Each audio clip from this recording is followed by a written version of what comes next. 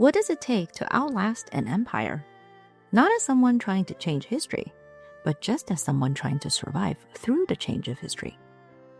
That is what Empress Xiao of the Sui Dynasty did. She lived through the fall of one kingdom, the rise and collapse of another dynasty, and the rise of a new empire. Not as a driving force, but still as someone right in the middle of it all. As an empress, as a captive, as a beautiful prize passed between warlords like a political token. Shipped off to live on the northern steppe, and then somehow brought back to a China that had completely changed while she was gone. And through all of it, she just kept going, all the way to 80 years old. Hey everyone, and welcome to Tea with Amy. Today we're telling the story of Empress Xiao and her incredible journey of survival through 3 dynasties.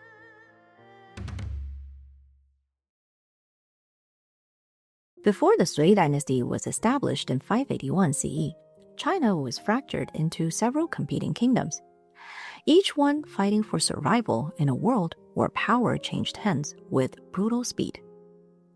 Cities had burned, noble families had been wiped out overnight. What remained were fragments, courts in exile, and kingdoms that existed on paper more than in reality. One of the small kingdoms from this chaos was Western Liang, a small remnant of the previous Liang dynasty, which was surviving under the protection and control of the much stronger northern powers. In the spring of 567 CE, a daughter was born to Xiao Kui, the Emperor Ming of Western Liang. She came from the distinguished noble Lanling Xiao family. Her real name was not recorded in history, so we will refer to her as Lady Xiao. The kingdom she was born into had a problem that no amount of ceremony could solve. It was running out of time. And everyone inside it knew it. Emperor Ming was titled as an emperor, but the reality of that title was a small court, a limited territory, and a throne that existed largely because the powerful northern dynasties had not yet decided what to do about it. The Western Liang court was a place that had learned to perform the confidence it no longer felt. The rituals continued, the titles were used, the proper forms observed, but underneath all of it was a kingdom that had no clear idea what came next. It wasn't chaos, but something quieter, and in some ways harder. The slow anxiety of people waiting for something they cannot name. But Lady Xiao's earliest years weren't even in this court. It was actually something that you would not expect for an imperial daughter. At the time, it was considered an ill omen to raise a child born in the 2nd month of the lunar calendar. Lady Xiao was born in exactly that month. And so, her father gave her away to be raised by a distant relative named Zhang Ke. But Zhang Ke was poor. Lady Xiao fetched water and tended the cooking fire. This imperial princess grew up doing household labor. It turns out, even an imperial birth was no guarantee of an imperial childhood. But this is where she would end up growing up for the next several years. And in 581 CE, everything around her changed. The Sui Dynasty was formed by Emperor Wen and became the most powerful empire in China. Western Liang now existed entirely at this new empire's discretion. A year later, the Sui Dynasty dispatched envoys south, seeking a Western Liang princess as consort for Yang Guang, the Prince of Jin, the 2nd son of Emperor Wen of the Sui Dynasty. Later accounts describe that the diviners went through the eligible princesses one by one, and every reading came back inauspicious. But Emperor Ming had one more daughter, one he had given away years earlier. He had Lady Xiao brought back from Zhang Ke's household and presented her to the diviners. This time, the reading came back favorable. And coincidentally, she was also noticed to be beautiful. In the world she was born into, that was not a simple thing. Beauty in a woman of her station attracted attention she had no power to direct, from people whose intentions she had no power to refuse. The father who had given her away as an ill omen now brought her home to send her away again, this time to be a princess consort of the most powerful dynasty in China. This was not a courtship. It was diplomacy conducted through a young girl's life. There is something worth thinking about here.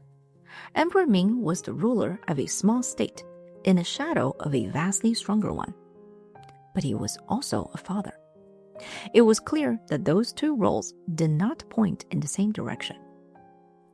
I wonder if as a father, if he wanted this, to send his young daughter far to the north, into a powerful foreign court, to marry a man she had never met. But refusal was not genuinely on the table. He deliberated, and he agreed, and his daughter paid the price of that agreement. But sadly, it would all be for nothing. Western Liang would be forced to dissolve just 5 years later, and the kingdom he had sacrificed his daughter to protect would cease to exist. What did Lady Xiao feel when she was told about her marriage? History does not record it, but we can think about what it means to a girl barely into her teens, told she is leaving everything she has ever known to marry a stranger in a foreign court. But whatever she felt, she got in that carriage. In 582 CE, at around 15 years of age, Lady Xiao set out northward. The procession stretched back along the road for miles. She sat in her carriage and watched the south recede behind her. The lush, waterlogged green of the valley give way to flatter, drier terrain.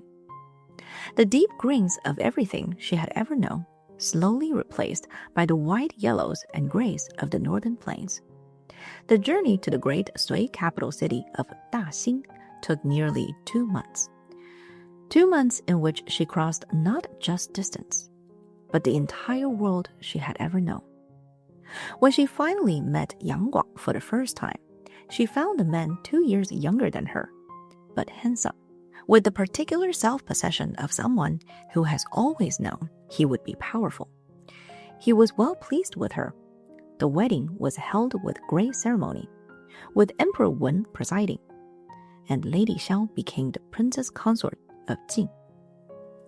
The Book of Sui records how she was received at the Sui Dynasty court. She was gentle and yielding in nature, possessed of intelligence and insight, fond of learning and skilled in composition, and well-versed in art of divination. Emperor Wen thought highly of her, and Yang Guang cherished and respected her greatly. Gentle and yielding, studious, observant of the proper rites. The Book of Sui describes someone who made an immediate impression on the powerful court. For a girl who has spent years fetching water in a commoner's household, that was no small achievement. She learned the difference between what was being said and what was being carefully left unsaid. Composure, when power was not available to her, was her survival skill.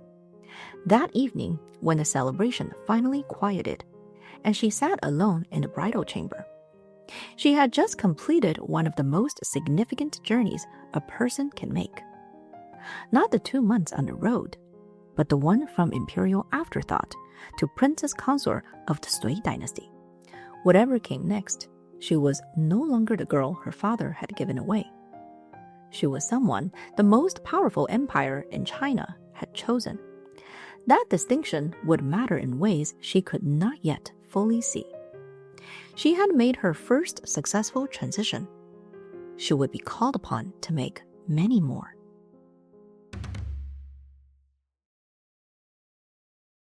In 604 CE, Yang Guang took the throne as Emperor Yang of the Sui Dynasty, under suspicious circumstances.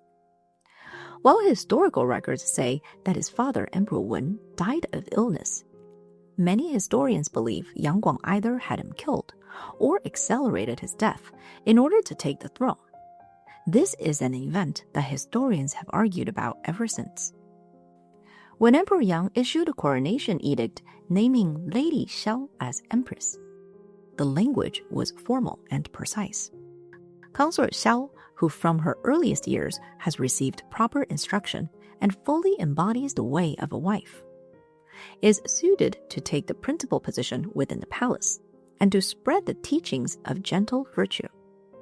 Let her be established as empress, standing in the Taiji hall, looking out over the ministers and officials prostrated before her.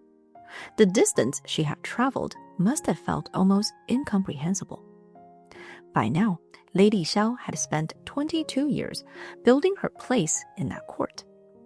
The girl who had been given away as an ill omen, who had swept floors, who had sat in a carriage watching the south disappear behind a silk curtain, now stood at the highest position available to a woman in the empire. Lady Xiao was empress, and she had covered it in a court that was not her own, in a culture she had arrived into as a teenager with no particular advantages beyond her intelligence and her composure. It is believed that Emperor Yang cared for her and kept her close. According to the Book of Sui, whenever the emperor went on tour, the empress never once failed to accompany him. Those tours along the Grand Canal were on a scale that is hard to fully picture today. The imperial fleet stretched for miles along the waterway, with dragon boats, supply vessels, escort crafts, and the entire machinery of the court moving south in procession. For the people who lined the banks to watch, it was probably the most extraordinary thing they had ever seen. For Empress Xiao, heading back south after 2 decades in the north, it was something more personal than spectacle. This was much closer to where she was from. Every tour was, as close as her life would allow, a return. Emperor Yang, like most emperors, was not monogamous, but he respected her, valued her company, and kept her at the center of his court.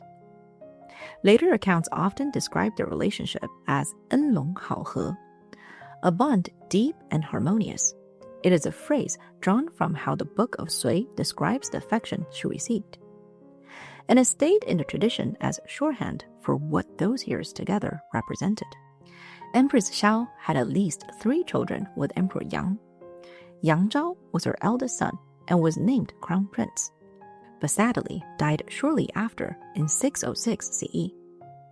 Yang Jian was her second son, but he was not favored by the emperor. And then she had a daughter, the Princess Nan Yang, who would marry into the noble Yuwen family. Unfortunately, Emperor Yang wasn't the best ruler. He was conceited and treated the entire population of his empire as disposable fuel for his vanity. He was a man who executed his own advisors for giving him honest feedback. He was a man who, when told the empire was slipping away, simply chose to drink more and ignore the couriers. And it is here that Empress Xiao's survival instincts kicked in again. Empress Xiao acted in the only way available to a woman of her position, which was to be indirect, careful, and effective. She wasn't just a wife. She was possibly the only person who knew how to speak to the emperor without triggering a death warrant. Ministers who had run afoul to the emperor's volatile temper quickly discovered Empress Xiao as another option. Many officials owed their position or more to a word she chose to say at the right moment. She was a buffer between the emperor's impulses and their consequences. A real influence that went unacknowledged, because acknowledging it would have been impolitic. But there was one thing she could not manage through quiet words at the right moment. She could see the dynasty beginning to fail, and she could not stop it. So she did the only thing available to her. The Book of Sui says that at this time, the empress saw that the emperor had lost the virtue of a ruler. In her heart, she knew things could not continue this way, but she did not dare to speak directly. And so, she composed a rhapsody on expressing one's aspirations, to give voice to her feelings. She wrote it because she could not say it out loud. And one memorable passage says that it is as if standing at the edge of a great depth, treading on ice so thin, one trembles with the cold. For those who sit in high places must always guard against the fall, and those whose cup is full must always watch against overflow. She had seen enough of power to know exactly what those lines meant, and she was writing them to a man who she feared was about to find out.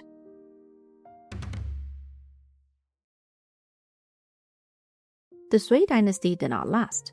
The same ambition that had built Grand Canal and filled the court with poetry would, in time, consume everything. Was Emperor Yang really just a terrible ruler, or was it pride? 3 campaigns against Gaogou-li, which is around modern-day North Korea, each one ruinously expensive in lives and resources, each one failing to deliver the victory that would have justified the cost.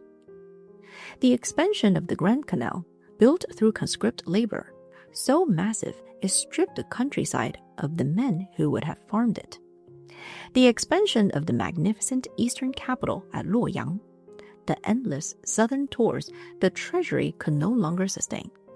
Running through all of it, the emperor's conviction that temporary suffering was the price of lasting greatness, a calculation the people paying the price were increasingly unwilling to accept.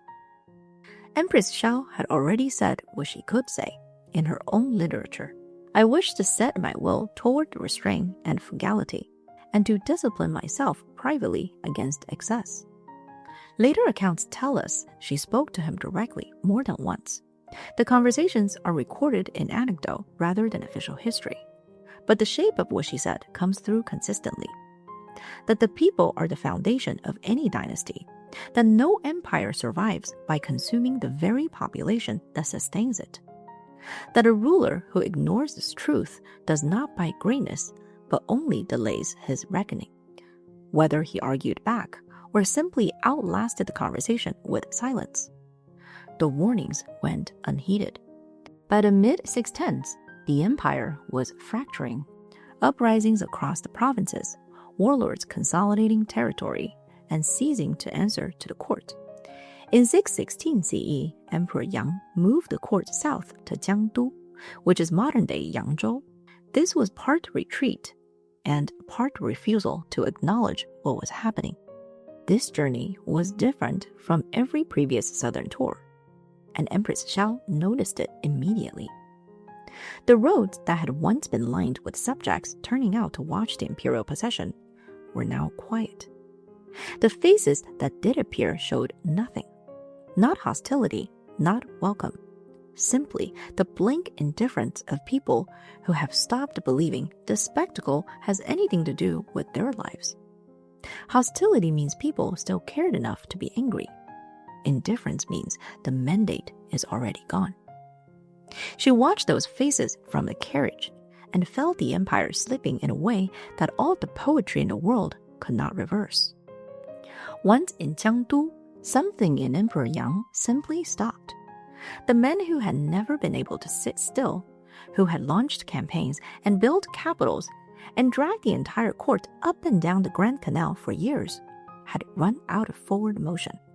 He still held court, still issued edicts, still performed the rituals of being emperor. But Empress Xiao had known him for over 30 years, and she could see the difference between a man who was ruling and a man who was waiting. He knew too. When palace maids began hearing rumors of mutiny among the guards and came to report them, Empress Xiao told one maid she could bring the news to the emperor directly. The maid did.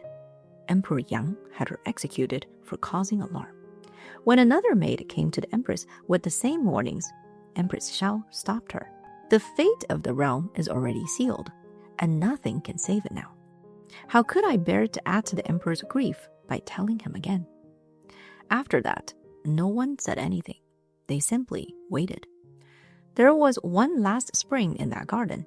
The peach trees were in full bloom, the air thick with blossom and birdsong. Beautiful in the way that things are most beautiful when you sense they're almost over. They had walked in their garden together many times over the years. In seasons when the empire was at its height and the future seemed certain, this walk was different. Later accounts tell us he took her hand and said something about finding her again if there were another life. Whether those were his exact words, The accounts of those final months consistently describe two people who had built something together, watching it end, with nothing left to do but to be present for each other. That night, the palace was quiet in a way it had not been in years. Not the purposeful quiet of a court at rest, but the quiet of people who have stopped pretending. She lay awake and thought about everything they had built together, and everything that was about to be taken from them. She did not know exactly what was coming, but the night felt borrowed, like the last page of something.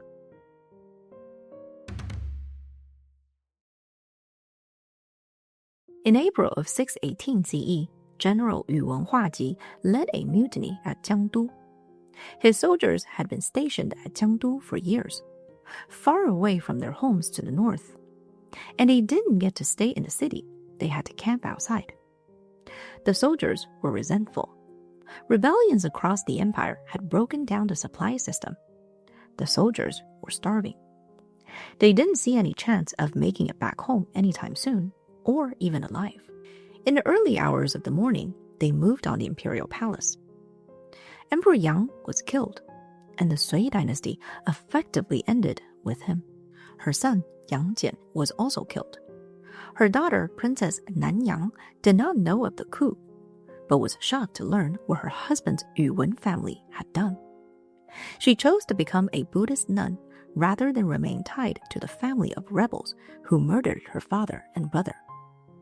Empress Xiao was woken in the early hours by something she could not immediately name. The palace had a particular quality of sound at night, the distant murmur of guards, the rhythm of a court at rest. What woke her was the absence of that rhythm. Something in the pattern had broken.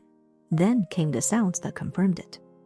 Voices giving orders that were not requests, and the particular urgency of men moving fast through corridors they had always moved through slowly. She moved toward the door.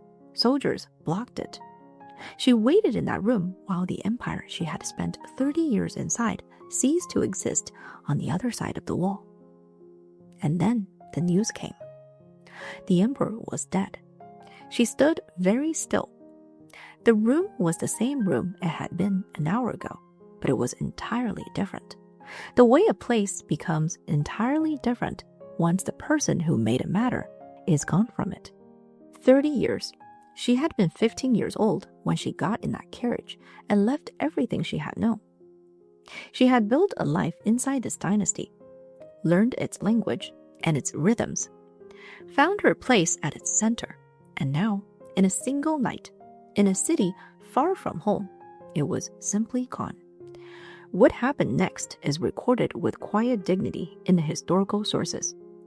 With no proper materials for burial available, Empress Xiao and the palace woman dismantled a lacquered bed, used wood as a makeshift casket, and buried the emperor themselves.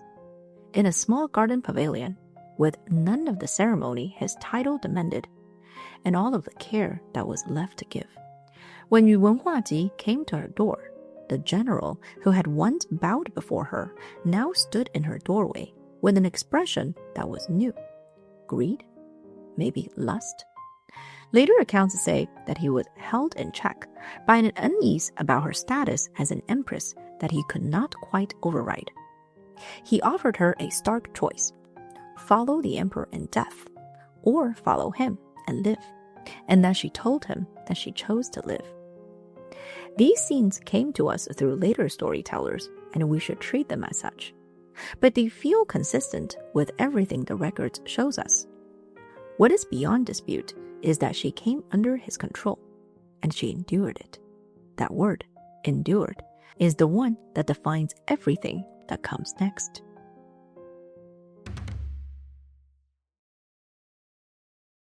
Soon after the coup, Yu Wenhuaji also captured the newborn grandson of Emperor Yang, Yang Zhendao, as an additional insurance policy.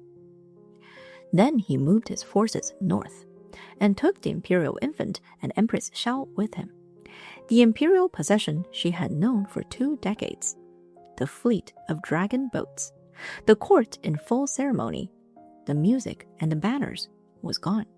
What replaced it was a military column moving through a broken country, and she was part of its baggage. She looked out and watched the world she had known pass by in ruins.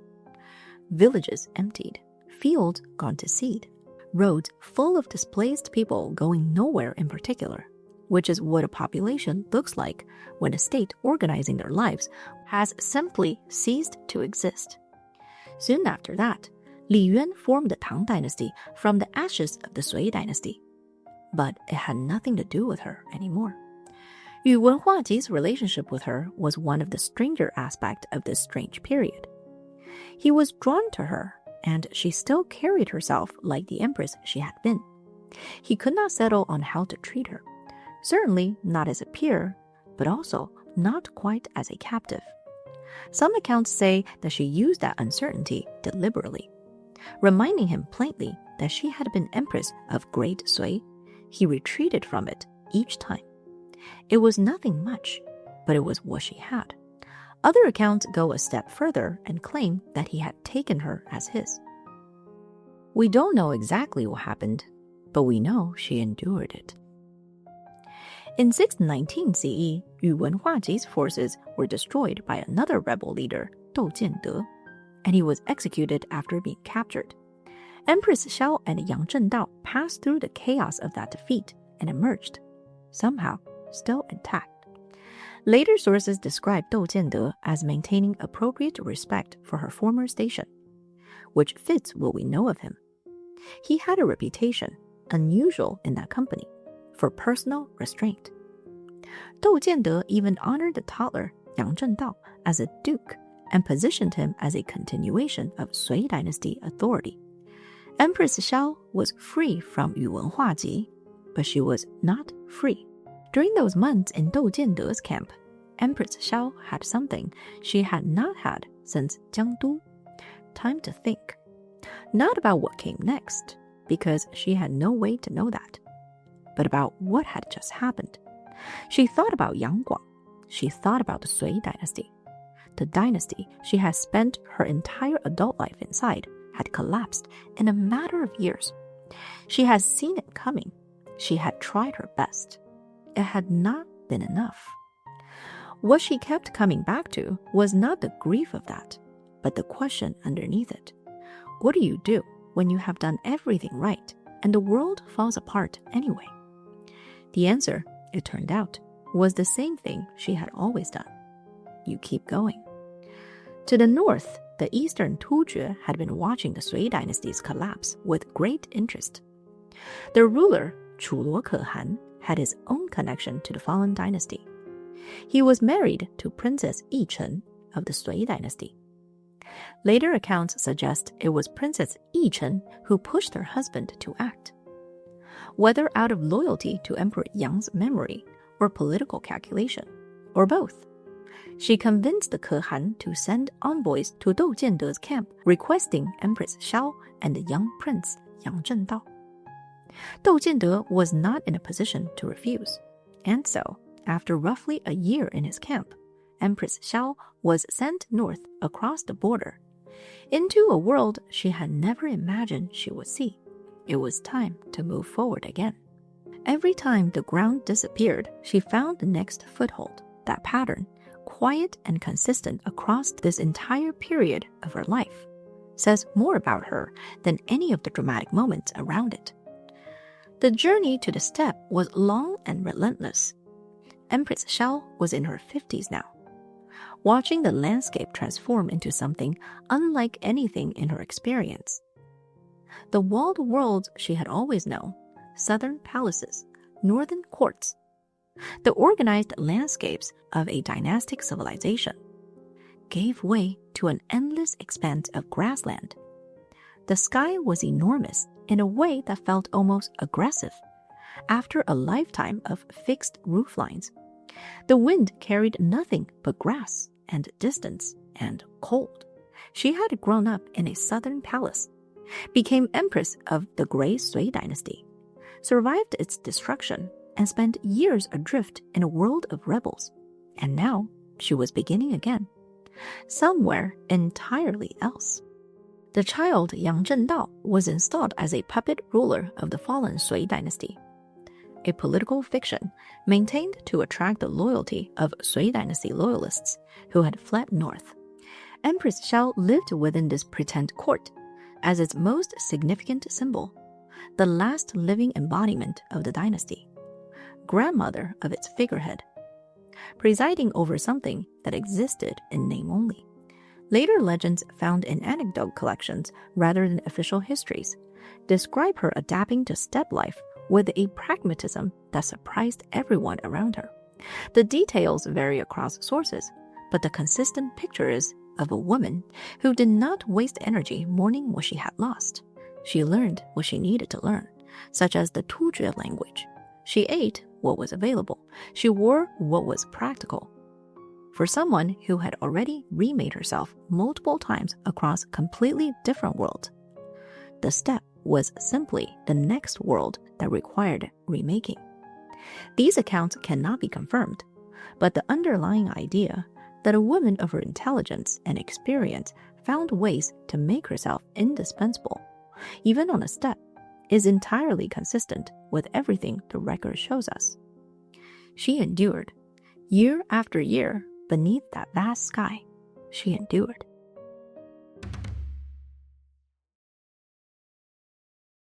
In 630 CE, the Tang Dynasty general Li Jing broke the eastern Tuzhe. Jie Kehan was captured. The fake Sui Dynasty court was dissolved. And Empress Xiao, now in her early 60s, along with Yang Zhendao, was brought back to the Central Plains. The Great Wheel had completed a full turn. She was finally coming home to a China that barely resembled the one she had known. The road back was its own kind of journey. She had left the Central Plains as a captive and was returning as something harder to categorize. A former empress, a survivor, a woman who carried more history in her than almost anyone alive. When her carriage came down Zhuque Avenue, the great central street of Chang'an, people gathered on both sides to watch. They had all heard of her. She was older now, but she still looked like someone who had lived the story they had heard. There was something in the way she carried herself that stopped people from looking away. Not the beauty of a young woman, but something that comes after.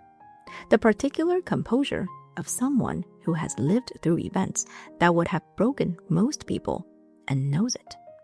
And then she met the second emperor of the new Tang Dynasty, Emperor Taizong, well, new to her. Later anecdotal accounts say that Emperor Taizong received her in the Taiji Palace and enrolled her in the imperial household with the honorific consort title of Zhaorong. It is said that when a minister objected to this honor, the emperor replied that he was not simply honoring her personally. He was demonstrating the benevolence of the great Tang Dynasty. It says she lived quietly in her own courtyard, and that the young palace maids sought her out in the evenings. Drawn by her stories, the way people are drawn to anyone who has actually lived through history, rather than simply read about it. The Grand Canal in its prime, what Jiangdu looked like in those last springs before the mutiny, the steppe and its endless sky. For a young woman who had grown up entirely within the walls of the Tang Dynasty court, Empress Xiao must have seemed like someone from another world entirely, which, in a way, she was. These later accounts say that Emperor Taizong came to her and asked why the Sui Dynasty had fallen so fast, and that she answered, Emperor Yang was a man of great talent who forgot that while water carries the boat, water can also capsize it. A dynasty that loses the hearts of the people cannot long endure. It is said that near the end of her life, the emperor visited her sickbed, and that when she died not long after, she went quietly, the way people go when they have made their peace with everything the world had asked of them. These last events of Empress Xiao are not clearly recorded in the official historical records, but the uncertainty does not diminish her story. What is confirmed is already extraordinary enough. She lived out her final years in the Tang Dynasty, treated with appropriate courtesy, and died in 647 CE at approximately 80 years of age. And then in 2013, archaeologists excavating a brick chamber tomb in Yangzhou confirmed through inscribed epitaphs that this was the joint burial site of Emperor Yang of Sui and Empress Xiao. After 13 centuries, modern archaeology found them exactly where tradition had always said they would be, buried together, in the south, in a city on a river they had both known best. It was evidence of their deep and harmonious bond. And there, among the soft hills and river mists of the south, that she had first left as a 15-year-old bride, more than 60 years before, she was finally laid to rest, in a world she had never truly been able to return to. For every person who moved history, there were countless others who were just trying to survive through it. Empress Xiao was one of those people. She did not start any wars. She did not topple any dynasties. She was caught in the middle of history and passed between its powerful figures. She just did everything she could to make it through. Then there was her rhapsody on expressing one's aspirations.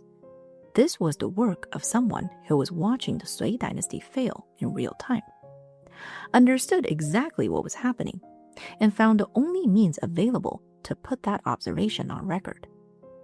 She wrote about treading on ice so thin you tremble. She wrote about the cup that must not overflow. It was not enough, but she tried. The Book of Sui calls her gentle and yielding, and maybe that is exactly right. In a world that gave her almost no power, composure was her tool. Adaptability was her tool. Knowing when to speak and when not to was her tool. These are not glamorous things, but they kept her alive. The story of Empress Xiao is quite different than most stories that we come across in history, but it is no less remarkable. What do you think about the story of Empress Xiao? Let me know in the comments. If you enjoyed today's video, don't forget to like and subscribe. Thanks again for watching. I'll see you in the next one. Stay curious, stay magical.